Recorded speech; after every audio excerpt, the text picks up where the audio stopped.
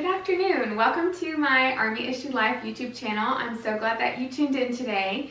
Today we're going to be doing something a little bit different, and I have someone very special to do the YouTube video with today. So I'm Caitlin Nixon, and this is Dave Nixon. He's my husband. Say hi. Hi. Dave's super excited to be here.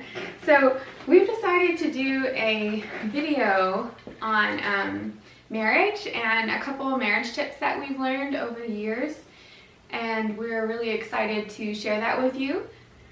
So met in college, got married, kind of lived off of my ROTC stipend, which is about $500 a month. 5 months into being married. 5 or 6 months into being married, we got pregnant. And had a kid in college. Caitlin graduated right before. Mm-hmm. And then, Then you had like a year left. Yep. So I stayed home with Mia for the whole year, and it was a really rough patch in life, and like we hadn't been married that long, but having a kid in college when you're dirt poor is really hard, especially when you're living like on college campus and you don't have really any distance between college life. Like you're pretty much immersed in that, and so having a newborn in that life was really hard. Like when I was up feeding Mia in the middle of the night, I could hear everybody in the parking lot, like had just gotten, back from hanging out all night or doing something really fun, and it was just really hard, like big responsibility to have during that season of life. And it kind of like, we didn't get as much time together. Yeah, we something that we definitely looking back on, going from a young relationship to being married to having a kid. There's a certain point we didn't have the opportunity necessarily to get to know each other as well individually, and didn't have much time with just us. So we kind of had to mature much faster than we probably would have, and certainly much faster than our friends had to in college, because they were in college. Even the ones that were married, it was just them, and then we're kind of the suckers that are hauling around our kid to go hang out or whatever. Yeah. So we missed out on a lot of like experiences and adventures that I feel like a lot of young married couples get to have those couple years before they decide to have kids. You really get out and get to explore. But we're looking forward to being able to do that on the end of having kids, like after they leave, which is a long, our youngest is 2, so we've got a long way, but we're really looking forward to that already. But anyway, that's a little backstory. So we've been married for 8 years, and then in the Army for 6 years, active. You were in ROTC for the 2 years before you commissioned, but yeah, so we've lived through some hard things, and we've done life together, really well, I think, over the past 8 years, and just wanted to share some tips that we've learned over the years with you guys. And I think you wanted to start off. Yeah. So a mentor of mine in the last really 2 years of my career brought it up, and it's been something that I've kind of held on to and really applied, been trying to share it with others. Is one of the big keys that I think, certainly in my line of work and in our life, and then for other of those, whether you're in the military or you have a very complex and very fluid kind of job scenario, is expectation management with your family. So kind of break it into 3 categories. Things I'm going to be at, things I want to be at but probably won't be at all of them, and things I can't be at. I know that starting out when we were married, with how the Army works, you're gone a lot. Even when you're not deployed, you're gone at least usually a week out of the month. You're gone doing something, and then obviously over weekends you miss weekends, and you miss, it doesn't, whether that matches up with missing a kid's birthday or anniversary or whatever. That's just how it is. So early on, it was a very frustrating point for us, because Caitlin would be frustrated that I'm not there to experience these important points in our life. And then at the same time, I'm frustrated because I want to be there, but obviously I don't really have a choice. Yeah. So kind of having the conversation ahead of time, and it went into this last deployment where it's like, hey, these are the things that I'm going to be at, whether that's, those like key events, a kid's graduation from whatever grade, because we celebrate every grade's graduation now, whether that's a championship game, whether that's a piano recital, dance recital, whatever. Those key moments, those are the ones that I'm going to be at. Barring emergencies or being deployed, those are the things that I'm going to be at, because those are the things when you look back on, there's nothing else that's going to take precedence over that. However, there's other events that maybe don't measure up to that, such as dance practice, soccer practice, whatever. Mm-hmm. Those like smaller events that it would be awesome to be at, it'd be great, but you know what? It's probably not going to work out every single time. Yeah. Certainly as you get more senior in the Army, your responsibilities after work become more and more important. Mm-hmm. So, while when I was younger, maybe leaving, an hour or so after work ended, now later on, having more responsibilities, now I'm leaving 2 and 3 hours after work. So some days are good and you get a lot of stuff done and there's not a lot holding on over your plate, and there's other days where, hey, I'm not going to be home, I'm going to miss dinner, and also whatever that event is. Yeah, and having an expectation for that dinner too, even like during the week, as small as like small goals, like how many times do I need you to be home for dinner during the week, or like how many times for breakfast can you come back in a week? And we've kind of come up with, it's definitely, you have to be flexible, but like having an idea of what I want is really good to talk about, because then I can see what he wants and where we can meet in the middle and have like reality expectations for each week. And so that's been important and pretty cool for us to do, even on that level. Yeah. And then finally, the things that I just flat out can't be at. And that is, it can be small events, maybe it's larger events, but I know that I'm going to have a training event or a training exercise that's going to supersede that or whatever. But having that conversation in front of the situation makes it a lot easier, and it makes the conversation a lot more kind of pointed, and it has a very simple objective, like, hey, this is what I'm going to be at, this is what I want to be at, and this is what I will be at. I have encouraged my talking to my soldiers is, even when they're going to get married or when they're thinking about getting married, already setting that kind of precedent of having that conversation, because especially for young spouses that are just now getting into the Army, mm-hmm. while you may think you have a good understanding of what it takes and what it costs, it takes a little while before you fully realize how much the Army or the military takes away from your family. Mm-hmm. And if you come into it with an expectation, and then it's a much easier transition. If you come into it kind of with your own interpretation, or what friends have told you, or what you think is going to happen, it may or may not meet that, and then that can cause obviously a lot of stress in your relationship. So that's my first big one. Yeah, and kind of like adding on to that, I think as a spouse, it's really important to have that like conversation with yourself and like realize that they don't have a choice. Sometimes it feels very personal when they can't make it to events that you hold at like this big priority in your life. Like, it's so important to you that your spouse be there for a certain event, but you have to realize that they're not in charge of that 99% of the time.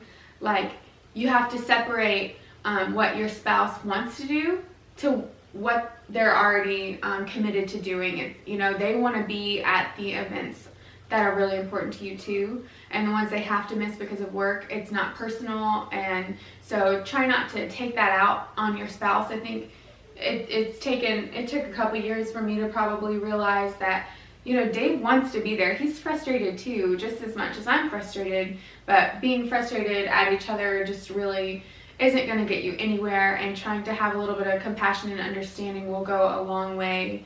And so I think that's really important, to try to realize that they're not choosing to miss certain events, and they're sad that they're missing them too. So one of my biggest tips that I learned really early on is, if you are a planner spouse, and a lot of spouses are, they like to have a plan, especially, you know, during like a PCS, because that's a really stressful season, and you can deal with it by feeling more prepared if you're planning out the whole thing. But plans don't always work out, especially in the military. With all the moves that we have to do, you can plan as much as you want, but chances are somewhere along the way, those plans, they're just not going to happen. And so learning to be flexible with the Army, and learning that your plan isn't always going to work out, and that's okay. You have to kind of let go of that, I think will really help smooth things over in the Army. I know, like, our very first big move was after Fort Sill. We moved to Fort Drum, and I was so excited, like, we're gonna have our first house, like renting it, but it was still like, months in advance, I was checking out all the websites like daily, and had found this perfect house. And we had contacted the owners, and we had planned like what color we were going to paint every single room. And like leading up, I had imagined our life there and really excited about this house. And literally, how far away were we? Like 2 hours away from getting to Fort Drum, driving like from Buffalo, New York area. Yeah. Like 3 hours away. 3 hours out. So we had driven from Oklahoma to New York. And we're like hours from going to that house, and I get a phone call that somebody rented the house. And I was so angry, and I took out all my frustration on this poor lady that was calling me and telling me, this poor realtor, and she's like, you know what? You shouldn't react like this. There's a family, and their house just burnt down, and they needed a house to get into, and so this is the house. And I was like, yeah, I felt really bad after that, like keeping some perspective. Yeah. And then it turns out, like, we went by that house later on, or saw houses, really similar houses in that same neighborhood, and it just wouldn't have worked out. The location wasn't as great as we initially thought. The bedrooms in upstate New York are a lot smaller than you anticipate, so none of our furniture would have even fit in any of them. And so it really worked out in hindsight, but that was a hard lesson to learn when we were young and married, and when I felt like I had to plan it all out and kind of flying. Instead, we had to get there and like go see a lot of houses and figure out, and I was kind of freaking out. But you're gonna have a lot of those moments in the military and in civilian life too. Like, you can't plan out your entire life, and that the sooner you learn to kind of fly, just go with the flow, then the better experiences you're going to have in those really stressful seasons in life. So I think that's important, and also to realize that you're not going to be settled down in a traditional way of being settled down, that you have to kind of make your life about your family, and kind of who's living in the house makes the home, not the actual home. So saying goodbye to different houses that we've lived in and different duty stations is hard, but having a mindset that like it's an adventure and it doesn't matter where we are as long as we're together makes a big difference. And I think that's something you kind of have to learn. And if you can't learn it until later on, then it's going to be really difficult for you. Yeah, absolutely. So it's especially becomes more of a realization when you have kids and as they're growing up. Like, they aren't going to have the same experiences that you're going to have, obviously depending on how you grew up, but they're not going to grow up in the same house. We both grew up in the same house our entire life. We both grew up in the country, and we did. And so we both we kind of feel sad when we think about like our kids aren't going to have that same kind of life. Yeah. Like, you know, they don't have the same space that we had to run Yeah. around when. They didn't have that same familiar like security that I think, you know, that kind of stability kind of creates. But Yeah, so it's a trade-off. yeah, you just have to. It's a difficult thing to understand that, but at the same time, like Caitlin said, you know, obviously prioritizing the people rather than the place. I think at this point we're above double-digit houses that we've lived in over the course of our 8 years, and then Mia, our oldest, she is at like 8 moves, and she's not even 7, or she turns 7 tomorrow. Yeah. So Yeah. it's a very diverse, obviously it's a very,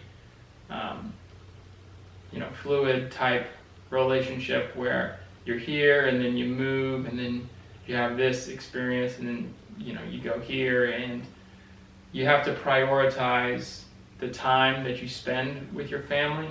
I think a little bit more than maybe you would in a more stable type environment. Yeah. So you have to be a lot more intentional with how you spend your spare time. I know that. Yeah, and this is a great topic for like the season that we're going into, coming up into holiday season. Especially, you know, if your spouse is home for this holiday season, they miss a lot of events through their lifetime. But if they're there for this season, it's so important to be intentional about that. It's something Dave and I have been having an ongoing conversation about for weeks.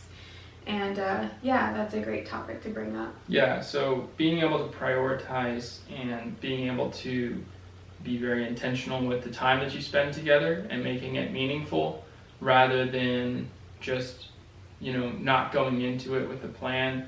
You know, we talked about how fluid the life is and how plans, you know, as we say in the military, don't survive first contact a lot of times.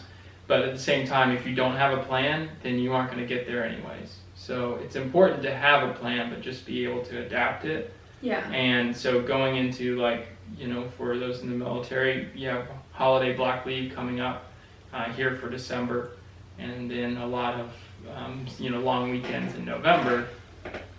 It's important to pick out time in that period to do something that's special for your family. Not necessarily, and that making it special doesn't necessarily need to be tied with how expensive it is. Yeah, absolutely. You don't want to spend a lot of money that you don't have in the holidays and then create more stress for yourself and your relationship after the holidays. Yeah. Where you are now, you know, you've created a lot more debt for yourself. But prioritizing the time that you have together, whether that's, you know, doing something special outdoors away from technology and being able to focus on each other, or whether that's, you know, taking that vacation that you guys have been saving for and you've made those steps to prepare yourself and to prepare your finances so that you can have a good time. Either way, just prioritizing the time and then taking it and making sure that you focus on each other, so that way you can take advantage of those times. Because looking back on it, you know, I have about less than about a 50% track record being present for holidays, anniversaries, and birthdays. Yeah. And that will, I mean, for everyone in the military, you already know this, but if you don't take the time to plan for and prepare and really be intentional for the holidays you will be there, it's going to make it even harder for the holidays that you miss. So yeah, make them very important, you know, prioritize them. If you have block leave saved up, take the block leave. Don't be that guy that's like, you know what, I'm just going to work half days and it'll be fine, I'll use the block leave later. No. Yeah. The Army's always, I always say, the Army's always going to get its pound of flesh from you, so don't worry about it. Take the leave. You and your family deserve it. Don't just stick around just because. And, you know, spend the time with your family, friends, loved ones now, because, you know, life is pretty, for us, it's pretty up in the air, and the next thing you know, you could be PCSing to a unit that you had no idea you were going to, and then they leave for 9 months, which is exactly what happened to us about a year and a half ago. So. Yeah, and I think like this whole conversation kind of started last year on our anniversary. Dave was deployed, and we were having a conversation about what did we do the anniversary before that one, because he was home. And neither of us could remember, and after a while we realized we were driving back from family's house, and we didn't do anything special to celebrate that anniversary. And I think, you know, the next one when David was deployed, we were really kicking ourselves like, man, we're not together for a lot of these really important events. Like, our next anniversary, we need to make it like really special, and we need to be intentional about it, which has kind of carried us into this year. And we've decided, you know, this year we've been working on being really intentional about the block leave that we have, or any kind of leave that we have. And just for us, it's turned more into spending time just in our immediate family here at the house, not traveling so much outside to see family, just because we know we're not going to be in this house forever. This is the first house that we bought, and this might be probably the last Christmas season that we'll be here, and we haven't had a Christmas in the house so far.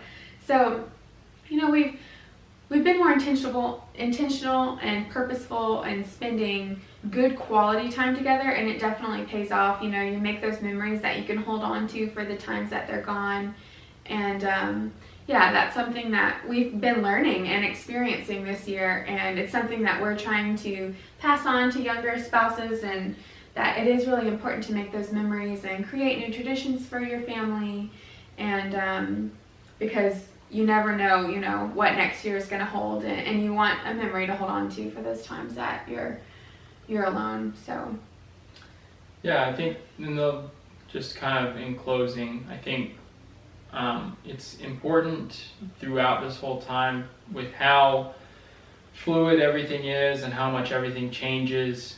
You know, the Army, we kind of plan on about a 3-month cycle. So I can, you know, typically project out about 90 days with a sense of certainty on what's going to happen. But anything beyond that is pretty up in the air. And then obviously things tend to change no matter what. Mm-hmm. So it's important to keep your lines of communication open with your family, with obviously your spouse, and make sure that as things change, number one, you address it right then, and not, you know, wait for it, especially when the Army likes to say, oh, this may happen. You know, like, hey, we think we might leave in the next 3 months, or we think, you know, we might get this mission or whatever. And it's important to say that then, rather than waiting until you know for sure. Yeah. Because it's much easier to say, hey, this might happen 90 days from now, rather than like, hey, next week I'm going to be gone for a month because I just found out we're going to, you know, NTC, JRTC, you know, deploying, whatever. So yeah, that's something we've gone through several times. And like, you know, as much of a planner as I say, like, let go of that planner in you because it's going to make life difficult, I still struggle with that. Yeah. And like, I'd much rather have a far enough advance, even if it's like, hey, this might happen. If I were to find out a week before Dave would be gone for a month and find out that he knew it was a possibility, I would be I would be upset that I didn't have time to prepare, because for me, like, I just need a little bit of time to prepare, and something that I'm actively working on. But that's a really good point. So I think that pretty much wraps up the tips that we had for you today. I hope you enjoyed the video. If you liked it, please hit the like button and subscribe. And if you really liked seeing us together and hearing our tips that we shared together, then please let me know. And any feedback we get, I'm sure Dave would love to come back and be a part of another video for me. So thanks for watching, everyone. We'll see you later. I'm not gonna blow a kiss at the camera. All right, cheers.